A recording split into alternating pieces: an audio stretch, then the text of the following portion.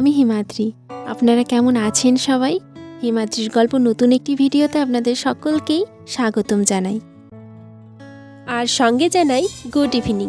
এখন ঘড়িতে ওই 6টা মতো বাজে। আজকের ইভিনিংটা শুরু হলো এক কাপ চা দিয়ে। চা খেয়েই মা আর আমি শুরু করে দিলাম ডিনার বানাতে। সকালের ভাজা মাছটা দিয়েই মাছের রসা বানাবো। আগুনের তাপটা হালকা রেখে আমি একটু উল্টে পাল্টে ভেজে নিলাম। মাছ ভাজার যে তেলটা ছিল সেই তেলের মধ্যে আর একটু তেল দিয়ে 5 ফোড়ন আর তেজপাতা দিয়ে দিলাম। তারপর দিয়ে দিলাম কাঁচা লঙ্কা আর পেঁয়াজ। এরপর লবণ আর হলুদ দিয়ে হালকা করে ভেজে নেব। ব্যাস, ভাজা হয়ে গেছে পেঁয়াজগুলো। এবার আস্ত একটা টমেটো কেটে দিলাম। একটু নাড়িয়ে চাড়িয়ে এর মধ্যে দিয়ে দিলাম আদা জিরার পেস্ট। এবার সবগুলোকে ভালো মতো কষিয়ে নেব। আর এই দিকে রুটির জন্য আটা মাখানোর কাজ চলছে। পেঁয়াজ কষানো হয়ে গেছে, এর মধ্যে ভেজে রাখা মাছগুলো দিয়ে দিলাম। তাপটাকে হালকা রেখে এবার 2-3 বার নাড়িয়ে নেব। ব্যাস হয়ে গেছে। এবার দিয়ে দিলাম একটু জল। 2-3 মিনিট ভালো মতো ফুটিয়ে নেব। এভাবে বাড়িতে একদিন খেয়ে দেখবেন, খুব সাধারণ একটা রেসিপি, ভাতের সঙ্গে কিংবা মুড়ির সঙ্গে খুব ভালো লাগে খেতে। ব্যাস হয়ে গেছে। চলুন এবার রুটি ভাজবো। একটা তাওয়া বসে নিলাম। মা এদিকে রুটি বেলছে। আগে আমি রুটি বেলতেই পারতাম না, এখন তাও একটু একটু শিখেছি, কিন্তু এখনও রুটি ভাজা শিখতে পারিনি। এ বাড়িতে যেমন মা ভাজে, ও বাড়িতে আমার শাশুড়ি মা ভেজে দেয়।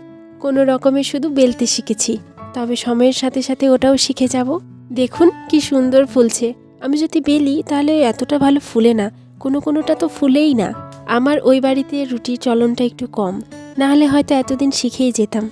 তবে আমি ছোটবেলা থেকেই দেখি মা কিন্তু খুব সুন্দর রুটি ভাজে।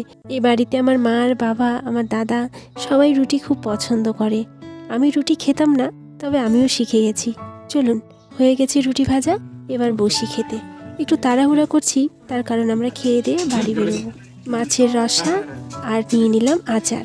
রুটির সঙ্গে আচার খেতে খুব ভালো লাগে। আর এই মাত্র মা দিয়ে গেল আলু বাঁধাকপির তরকারি। হয়ে গেল খাওয়া দাওয়া। এবার আসলাম কাপড় গোছাতে। বেশিরভাগ কাপড় আমি আগেই গুছিয়ে নিয়েছিলাম, যেগুলো একটু টুকটাক বাদ পড়েছিল সেগুলোই গোছাচ্ছি। মাদের বাড়ি আসবো বলে যখন ব্যাগ গোছাচ্ছিলাম, তখন আনন্দের সীমা ছিল না। মায়ের বাড়িতে 2 দিনের জন্যই আসি, আর 7 দিনের জন্যই আসি না কেন, শত শত আনন্দ মনের ভিতর গুছিয়ে নিয়ে আসি। বেশ কদিন থাকলাম, আনন্দে দিন কাটলো। এবার বাড়ি যাবার পালা। বাইরে বেশ ভালোই ঠান্ডা পড়েছে, আর তার মধ্যে যাব বাইকে, তাই একটু ভালো মতো প্রোটেকশন নিয়ে নিচ্ছি।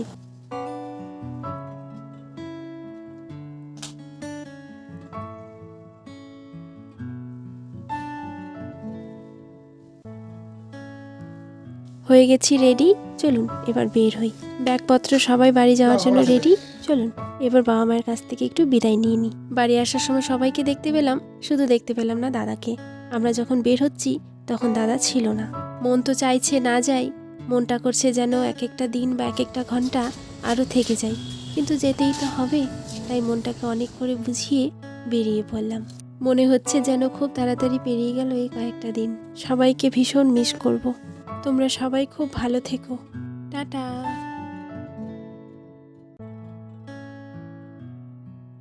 কি জানি আবার কবে আসতে পারবো না পারবো, কিন্তু মায়ের বাড়িতে আসার এই দিনটির জন্য আবার আমি অপেক্ষা করব। একটি মেয়ের কাছে তার বাবার বাড়ি হলো আবেগের জায়গা।